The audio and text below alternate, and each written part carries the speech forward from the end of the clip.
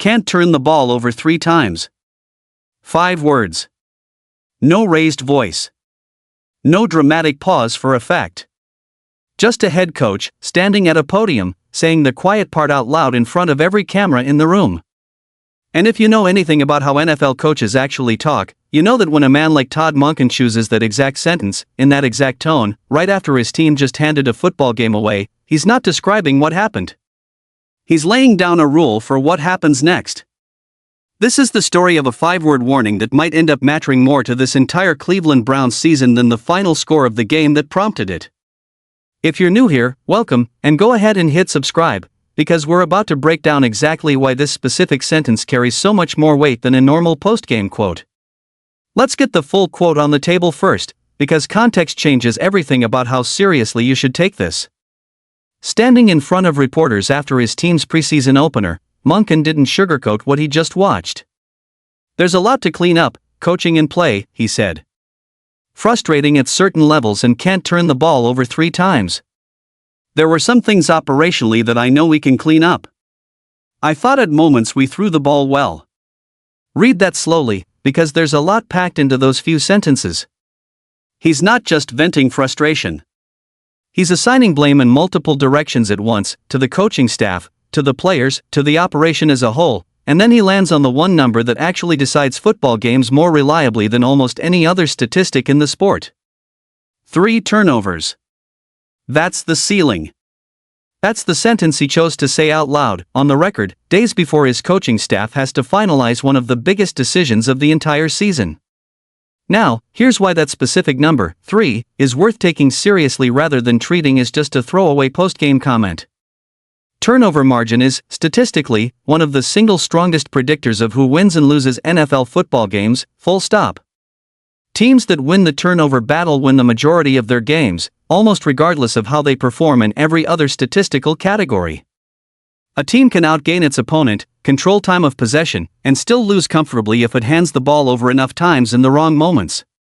So when a head coach stands up after a loss and specifically names the turnover total as the central, defining problem, he's not picking a random complaint out of a long list of things that went wrong. He's identifying the one variable that, more than almost anything else, determines whether this football team is competitive once the games start actually counting. Think about why turnovers carry so much more statistical weight than almost any other in-game metric. A dropped pass costs a team a single down. A penalty costs yards, sometimes a first down. But a turnover doesn't just end a drive. It flips the entire field, handing the opposing offense a fresh set of downs, often in advantageous field position, while simultaneously erasing whatever time and energy your own offense had just spent building toward a scoring opportunity. That double impact, the swing away from your own team combined with the swing toward the opponent, is exactly why coaches across every level of this sport treat turnover avoidance as close to a sacred, non-negotiable priority, ahead of almost every other statistical category a coordinator might otherwise obsess over during a normal week of preparation. And this wasn't an abstract, theoretical warning either. It came directly out of a specific, very real collapse. Cleveland actually controlled the opening stretch of that preseason game, outgaining their opponent 120 yards to 14 through the first quarter alone, building a 10-0 lead before everything fell apart. From that point forward, the wheels came off in a way that ended with the Browns on the wrong end of a lopsided final score, and turnovers were a central part of exactly how a genuinely promising start turned into a genuinely ugly finish.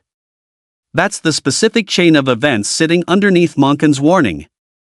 Not a hypothetical concern about a problem that might happen someday. A direct, immediate response to watching it happen in real time. It's worth spelling out just how dramatic that specific collapse actually was, because it puts real, tangible weight behind Monken's frustration.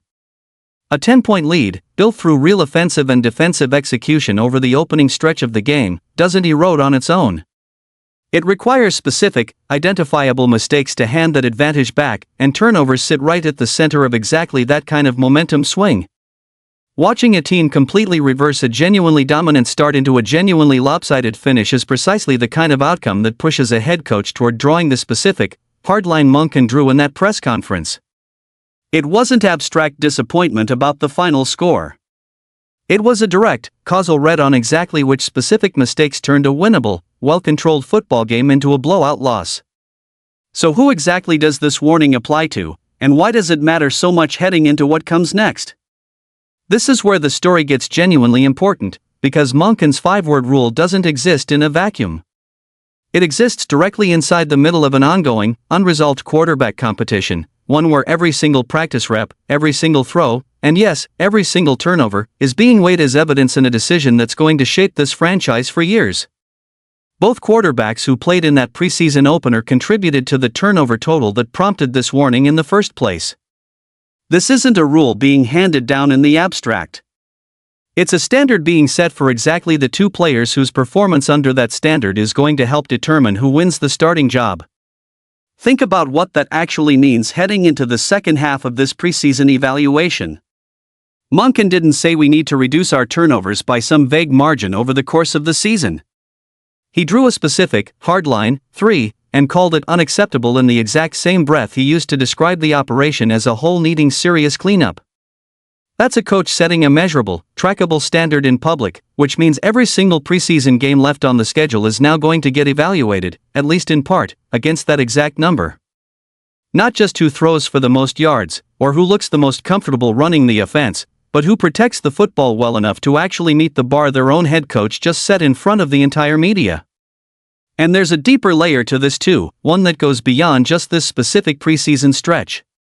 Think about what Monken is actually building here, not just for this year, but for the identity of this entire football team going forward. A head coach who publicly, immediately, and specifically calls out turnovers as unacceptable, rather than burying that criticism in vague language about needing to be better across the board, is sending a signal about what kind of program he's trying to build. This is a franchise that has struggled with exactly this kind of operational sloppiness for years, across multiple different coaching staffs and multiple different quarterbacks. Drawing a hard, numerical line this early, this publicly, and this consistently is one of the clearest ways a new head coach can start reshaping a culture that's needed reshaping for a long time. Consider the alternative approach a less deliberate coach might have taken in that exact same moment. It would have been easy enough to stand at that podium and offer a vague, forgiving version of the same message, something closer to "we need to protect the ball better going forward," language that sounds similar on the surface but carries none of the same accountability or specificity. Instead, Monken chose the harder, more exposed version, naming an exact number, in front of every camera in the room, less than a week before his coaching staff has to make one of the most consequential decisions of the entire season. That's not a coincidence. That's a coach using a public platform deliberately, understanding that a specific, quotable standard travels further and holds more weight than a vague, easily forgotten sentiment ever could. Here's where the stakes get even more specific and even more personal, because of exactly how tight this quarterback competition has remained throughout this entire training camp.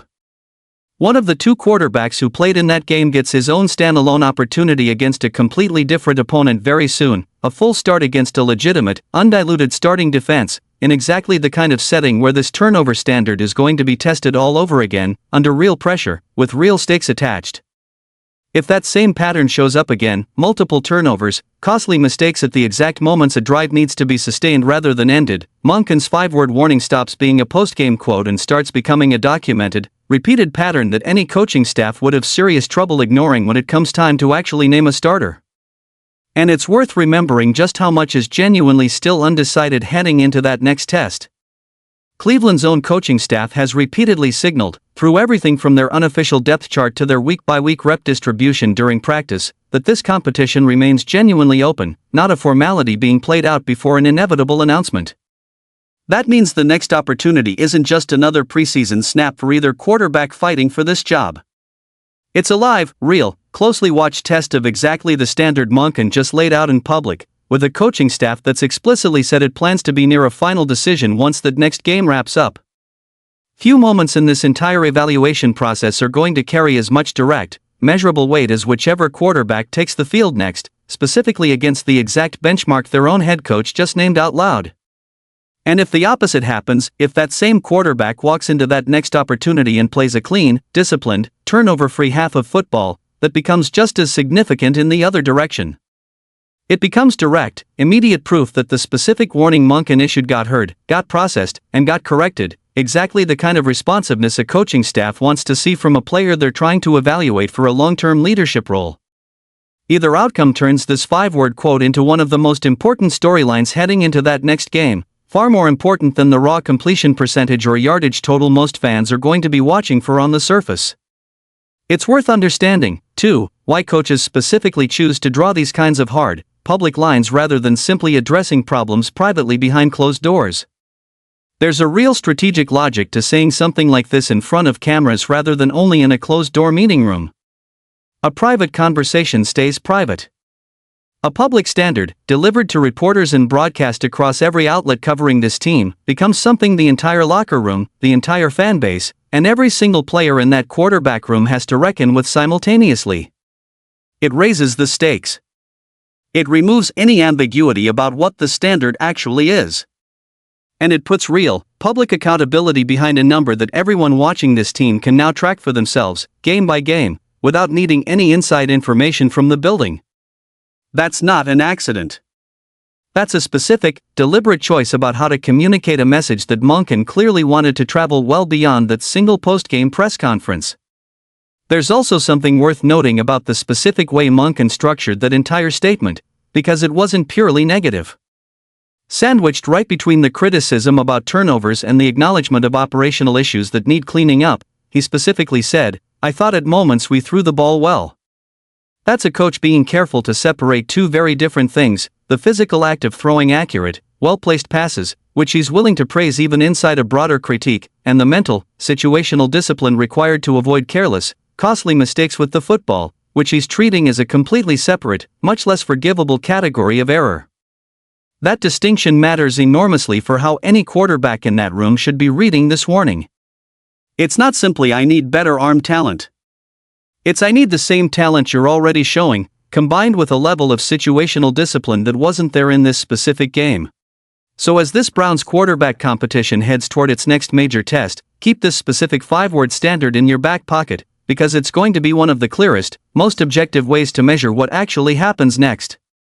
Forget the vague, subjective arguments about who looks more comfortable in the pocket, or who has the prettier deep ball, or who the fan base happens to prefer on a given week. Monken already told you, in his own words, exactly what he's grading against. Can't turn the ball over 3 times. That's not a suggestion. That's the rule. And whichever quarterback proves, under real pressure, in a real game, that he can operate inside that rule consistently, is the one building the strongest possible case for a job that's still, by every indication, genuinely up for grabs.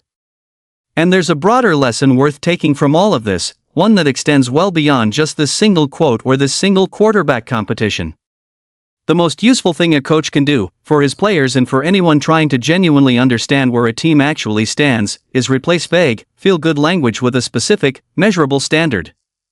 It's easy to say a team needs to be better. It's much harder, and much more honest, to say exactly what better looks like, in a number everyone can track for themselves. Monken chose the harder, more exposed path in that press conference, and in doing so, he handed every single person watching this competition a genuinely useful tool for cutting through the noise. Not who looked more impressive on a highlight reel. Not who the loudest voices on social media happened to prefer this week. Just one simple, trackable number, applied consistently, game after game, until this competition finally resolves itself the way Monken has said all along it eventually would, based on the evidence, not the noise surrounding it. We'll be tracking every twist in this Browns quarterback competition as it heads toward its next big test, so make sure you're subscribed, because this specific warning is about to get its first real answer. This video is based on publicly available post-game press conference coverage and ongoing reporting from outlets following the Cleveland Browns 2026 preseason. Details reflect information available at the time of publishing and may evolve as the preseason continues. This content is intended for sports commentary and entertainment purposes.